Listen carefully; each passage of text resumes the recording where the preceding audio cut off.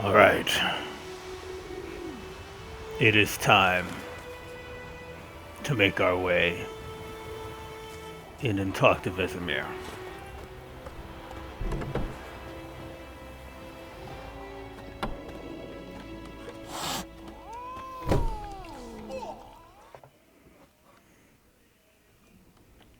Yennefer's in Vizima. Got a few friends there, so... Something wrong? Look around. Trouble brewing.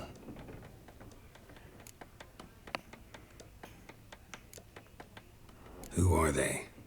Patriots. Drinking their 7th round for Temeria. Fist starting to itch. Don't see any Nilfgaardians. They'll find another foe. I'll buy some provisions for the journey. Then we'll go. Geralt, we should stay out of it. Just this once.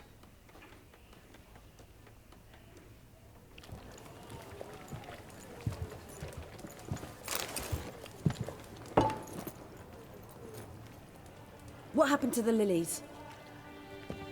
Took him down. Took them down to hang a golden sun there now. I cannot show Temerian colours. They'll come and burn the tavern down. Maybe it's true what they say. You fond of the Imperials? You Nilfgaard's whore? I'll let that pass. I know grief eats at your heart. You know shit. They hanged my sister, dragged her out the cloister like a dog. Said Nilfgaard's no place for superstition, that they don't fear the wrath of the gods. And you, do you fear it? If not for Annie, your child would have choked on its navel string. You owe your son to my sister attending to the birth, and you don't fear the gods' wrath. You don't fear it, you cunt!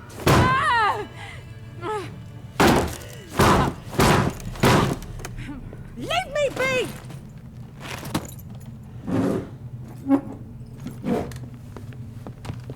Recognize this medallion? You know what it means. Back off. You alright? They say witches steal young'uns. That true? What the Emperor promise you, freaks? Your own land? Like he did the elves once? Get out, all of you. We ain't going nowhere. And neither are you. They won't back down now. I can see that. All right, well, let's get into it then. You're dead! Oh, nice Igni, Vesemir.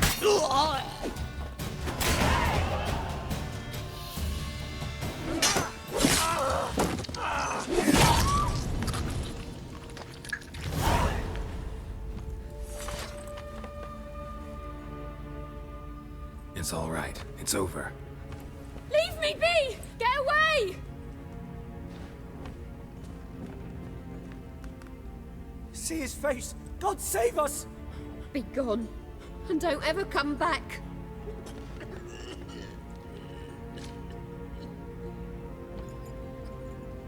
So much for not getting involved. Come on, let's go. Well, let her know not to mess with witchers.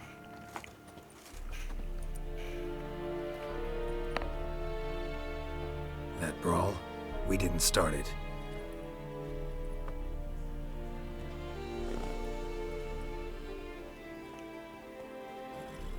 Excuses, excuses. You've not changed a bit. Yen? How? I received a report about a witcher who'd appeared in White Orchard. I knew it was you, looking for me. I might have waited until you found me, but... well, you know me. Patience has never been my strong suit. It's...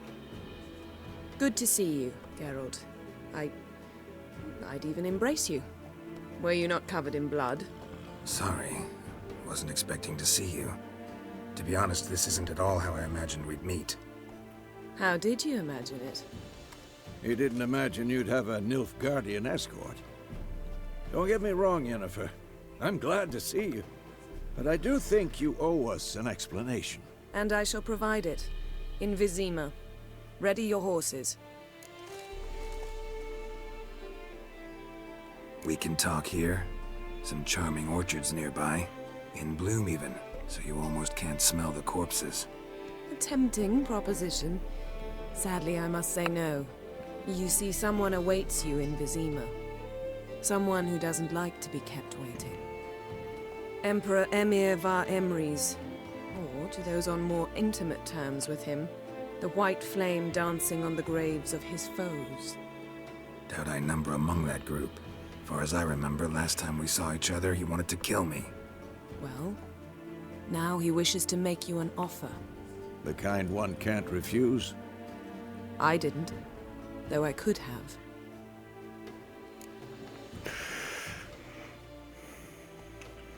Fine. Guess I'm willing to hear him out. The Emperor of Nilfgaard, Lord of Metina, Ebbing and Gamera, Sovereign of Nazaire and Vicovaro will feel honored, I'm sure.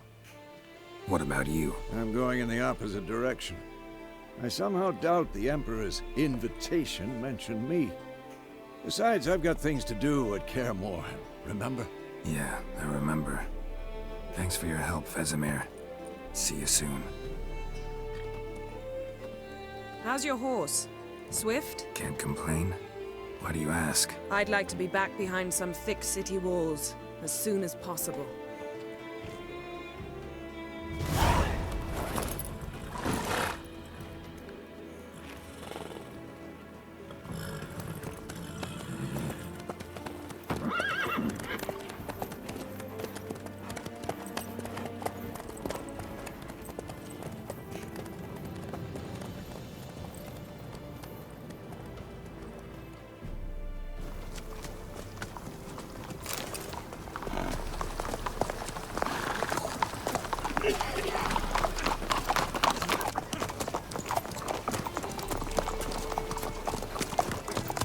You know, I had a dream about you recently.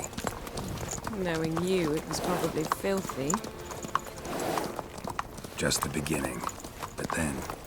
But then...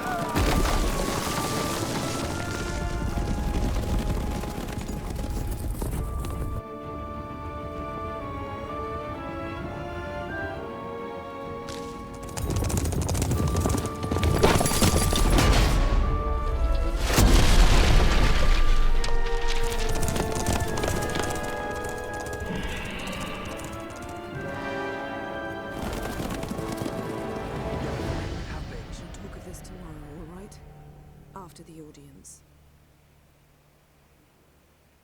Okay.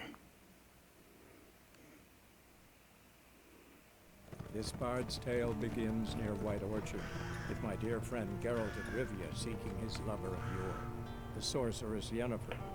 She'd eluded him for years, but now seemed just a few steps ahead. After many trials and tribulations, Geralt finally learned that Yen was in nearby Vizima.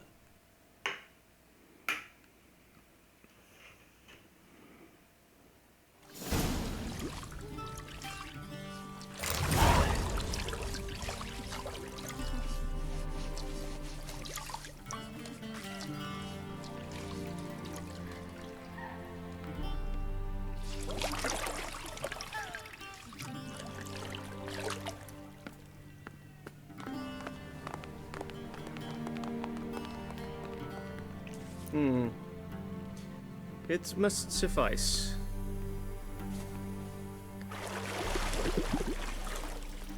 Think Emir cares if I'm clean. The gentleman will refer to His Imperial Majesty by his full title or not at all. The gentleman will be seated on the bergère. The what now? In that chair. Cletwin, please shave the gentleman's sideburns to half an inch.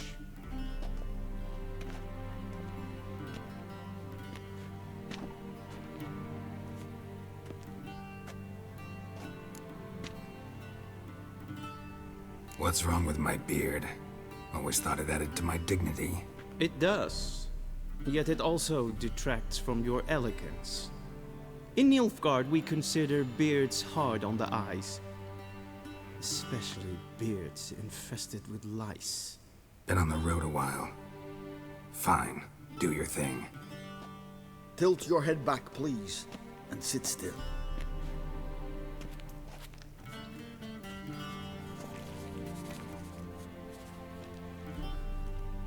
How goes it? Preparations for the audience proceeding as planned? Yes, General. The gentleman will be more or less presentable. Who's this guy? He a barber too? No. Morvran Voris, commander of the Alba division. Yennefer's escort. They were my men, all of them. Indeed, were. For none have returned to Vizima, have they? I truly wonder what happened on the road yesterday. Perhaps you could enlighten me. You have time. And a razor to your throat.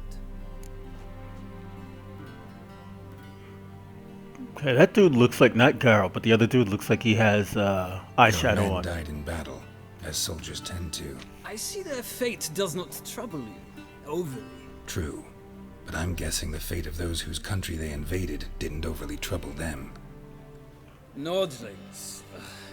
We can bathe you, shave you, and clothe you, but teaching you manners, that will be a challenge. Nice meeting you too. Done. Shall I shave him once more, against the grain? No. He himself is very much against the grain. That's enough. Farewell, Witcher. Or rather, see you soon. Good. Now the gentleman may dress.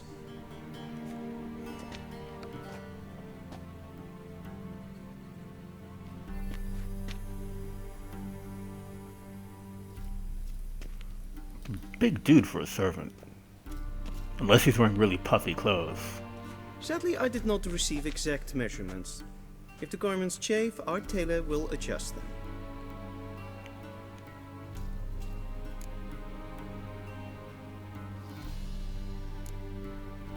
Black, black, or black?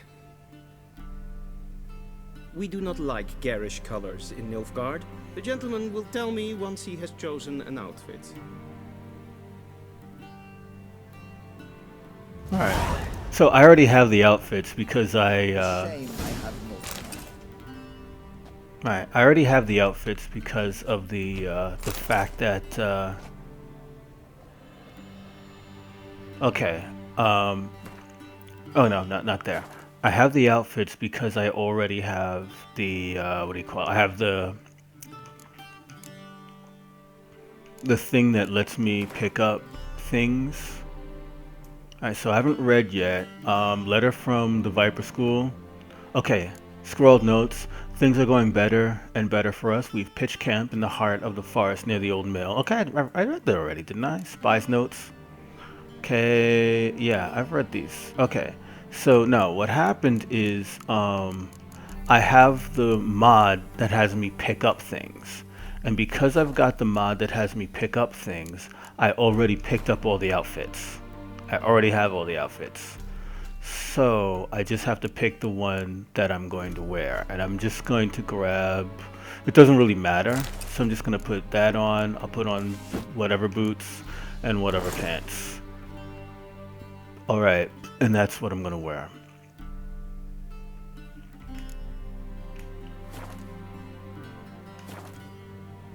Okay, old letter. Okay, dear Sir Roderick DeWitt, please forgive me for my tardy response. I was waiting for Golan Vivaldi. Oh, that's the dwarf from the first game. The one who used to own the bank and it got taken from him by humans. I was waiting for Golan Vivaldi to confirm sufficient funds were available to redeem the bill of exchange you provided. Not that I don't trust you, but the gods help those who help themselves, as the Kedwani saying goes.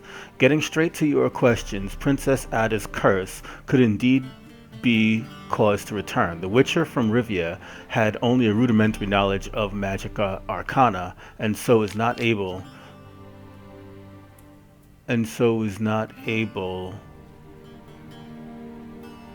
to fully remove the spell, and instead only temporarily disrupted its workings. For Ada to become a Striga once more, one would have to sprinkle her food with 3 drops of blood from her father, King Foltest, 3 drops of blood from a wolf, and 3 drops of bile from a freshly buried woman, who had died having finished 100 years but not yet having started 101st. Then one must cast the insipid triangle over the meal thus prepared. That should do the trick. Yet please consider carefully whether you truly wish to carry out such an ignoble deed. Hoping to do business with you again in the future, Alessandra de Vale. Alright. Old letter. Varnick the Elf. Despite what one might conclude from his moniker, not one drop of elven blood through King Varrick's veins. They called him the Elf because of his exceptional beauty and for the great admiration that he felt for the ANC. His fascination, seemingly harmless, would have horrible long-term consequences. King Vredank, spitting in the face of all laws and customs, chose as his wife a half-elf, and one of low status at that, known as Beatrix of Kovir. The fruit of his regrettable and short-lived was Falca, who later fomented bloody revolt against her own father, though this uprising was ultimately extinguished and Falca herself burned at the stake. The young state was thereafter thrown into chaos for years to come. The opposition in Nilfgaard. While Nilfgaard's emperor wields absolute power, harshly crushing the slightest sign of disobedience, opposing forces continue to exist within the empire. By this I do not mean the disgruntled leaders of conquered provinces, but the magnates within the city of 1,000 towers, who are unhappy with the current leadership. This conflict between the emperor and the noble houses of Nilfgaard, the capital, dates back many years. All princes of the blood and magnates expected their ruler to wed one of their daughters and sire an heir with one of their own. The emperor, however, had other plans. This proved a slap in the face for all the great families from which he refused to take a bride. The Nilfgaardian opposition patiently waits for the emperor to slip up, for some event to occur which will weaken his authority, be it an economic crisis or a defeat in battle. A secret conspiracy lies ready to seize such a moment to incite the disaffected, assassinate the emperor, and carry out a coup d'etat, culminating with one of their own number ascending to the throne. For obvious reasons, only a limited number know of this conspiracy, but any shrewd observer of Nilfgaardian politics can read the signs of its workings. So long as men are men and the world is as it is, certain dynamics will forever remain the same, and the discontented will always form subversive societies with their secret signs and hidden agendas. Okay. The Wonders of Zerrikania. Impression on me as did the rightly famed Zerrikania. Yet while I was traversing the fiery mountains, I feared disappointment awaited me on the other side. Oh, well, there's a lot going on here. Okay, during my many travels, I have seen countless extraordinary places. The primeval wilds of Brokalan, with the trees so high their tips disappear into the clouds, dwarven chambers carved into the guts of Mahakam, mountains with walls plated in pure gold, the ice palace of Pont Vanus, adorned with stained frost windows, yet none of these made such an impression on me as did the rightly famed Zerrikania. Yet while I was traversing the fiery mountains, I feared disappointment awaited me on the other side. I had heard many a fantastic tale about Zerrikania, about its trackless sands burned white by the sun, its golden-scaled dragons weaving their nests amongst the dunes, its hunchback horses able to survive weeks without even a swallow of water, yet none seemed to me at all plausible. I was sure these sensations were but the figments of some bard's overactive imagination. I know this will be as hard for you to believe, dear reader, as it once was for me, but all of the unbelievable tales are true. Not only that, during my many months of travel, I came across wonders far surpassing any of those prior travelogues mentioned. I saw temples dedicated to the worship of dragons. I heard their voice almost human, but reverberating with 1,000 echoes. I met warrior maids clad in leopard skins, tattooed from head to foot, and giving no ground to witchers in mastery of the blade. I saw mages who channeled power from fire. I saw seemingly harmless flies whose solitary bite would make a man fall into deep slumber, never to awake save to die. In short, Zaracania is a land where the fantastic is normal and the impossible occurs daily. Alright, scrub the greasings, gnomish prankings from a dog's ear, soak into cotton twine, place in a new lamp of greenish hue, and set said lamp betwixt an eager crowd. Forsooth shall they swear that a dog's head they behold, and this shall be no sorcery but good betidings. From the Prince of Elander's nuptials, a paltry gnome armed with a miniature cutlass behid himself in a pie. When the guests partook of the princely banquet, anon jumped out the bassa-bred gnome, giving a terrible fright to all at first, then causing much merriment once the jest was figured. God, what the hell? A dog head in our tongue, a beast that in the wastes of wherever dwells has the corpus of a man but the head of a dog. The Prince of Elander did receive such a specimen from those far-off lands. The whatever, let stream its urine with the tolling of every hour, both day and night, and this is why the whatever engrave its likeness on timepieces and compasses. That's gross. Alright. Who are the hunters, you ask? A sword for witches. Folk like you and yours, I reply, the decent, kind, haters of lies, doers of good, the kind who live according to the gods' laws and nature's laws, those disgusted by the machinations of witches, magicers, and non-humans. All that separates us from the common folk is that we've the courage to take up arms, to defend our lands from evil, to slice out the gangrene that eats us from within. A sword for witch is not a sword for witches. Okay. We haven't a leader, we haven't forts or land, though God's fearing Radovid supports us with his gold at times. We've not sworn him nor any other ruler any oath. We serve only the eternal fire, and we listen only to our own conscience. Who can join us? Any who is right of soul and sound of body. You can find us in every larger city in the north. We will give you board, lodging, and a weapon. We will explain how to spot the telltale signs of evil, birthmarks in strange and arcane shapes, smooth skin on a matron aged more than 30 springs, and black cats kept in the yard, to name but a few. We will show you how to defend yourself from witchcraft, how to tame and snuff out magic elements with demiritive. We will instruct you how to squeeze the sinner's darkest secrets out of them with a hot iron, and how to grant them cleansing death with the help of sacred fire. Yeesh, okay. Well, that was a lot. And they say clothes do not make the man. Does the outfit satisfy the gentleman? A studded doublet and a sword on my back, that's what would satisfy me. But tough, when in Nilfgaard. Yes? It's a saying. So what now? Powder my nose? No need. The gentleman's complexion is light enough. The gentleman is to stand before the ruler of the north and south. I must confirm that he knows how to bow. Confirm away. Please watch. Leg extended. Leg extended. Hand flat. Hand flat. Head down. Head down. Chin to chest. Chin to chest. The gentleman will rehearse. Okay, leg extended.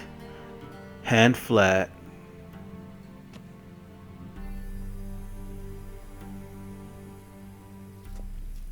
Okay.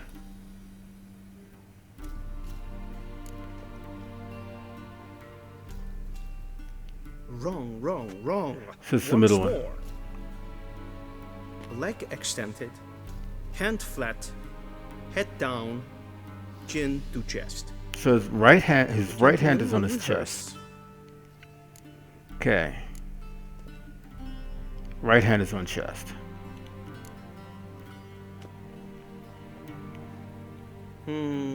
Lacking fluidity and grace. But we've learned to expect less of Nordlings. Come with me. Right. I will do that. Why? That's we don't. The My witcher gentleman senses. will address the Emperor only when asked to, and using the appropriate title. Your arch-magnificency?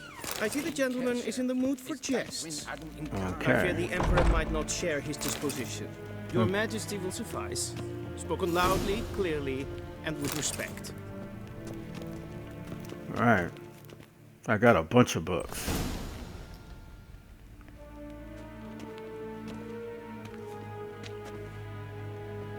Grimi eb art ketzer.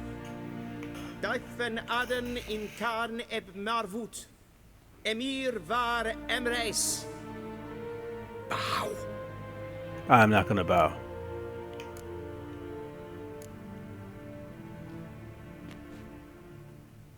Your Imperial Majesty. Arer ep do orde. Weljen namen, wat gern favor.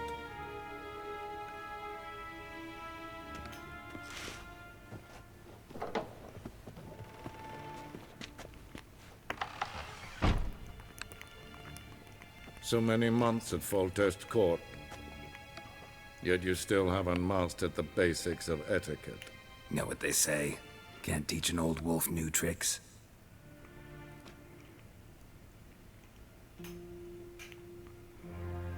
Take it you didn't summon me to reminisce about the good old days, so...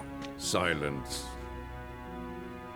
My daughter Cyrilla, she's returned. And she's in danger. The Wild Hunt pursues her. You will find her and bring her to me. Are you sure? Ciri left. Went far, far away. Do you believe I drag you here in the middle of a war to discuss a rumor? I think anyone can be wrong, even an emperor. I had forgotten how insolent you can be. I haven't the time to convince you, nor the desire, in fact. Yennefer will do that after the audience. How many men in your army? 20,000? 30? So why me? You know why. Because she trusts you. She trusts me, yes. So tell me why you're looking for her. Doubt it's about making up for all those lost years. For reasons of state, as always. Enough of this banter. You will agree regardless. If for no other reason than because I shall pay you. More than you customarily receive for a contract. Considerably more. I need information, not motivation. Ciri leaves few tracks. She'll be hard to find. My corps of spies will help you. Count on them and my army, should the need arise.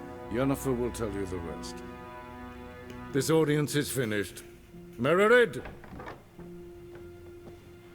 Take him to the sorceress.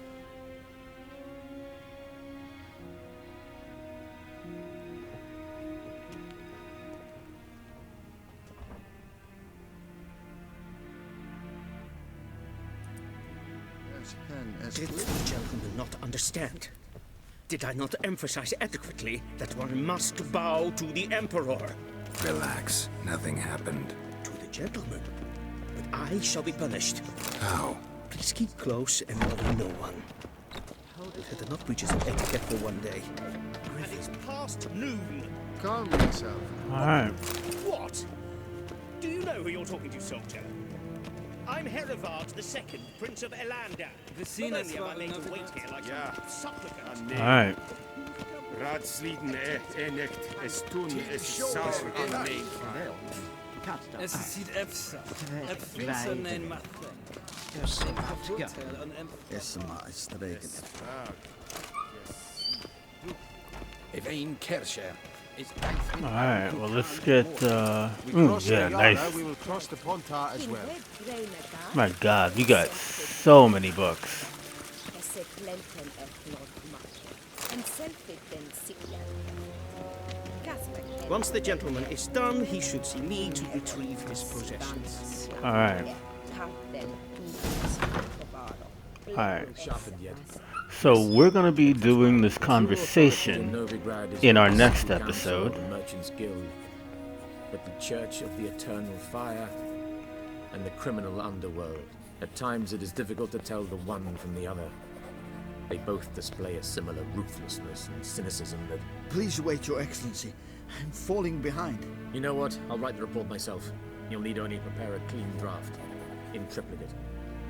Alright, so I'm going to go talk to Yen, but I'm going to be doing that next episode. So at this point, I will thank you for watching, and I will see you then. Peace.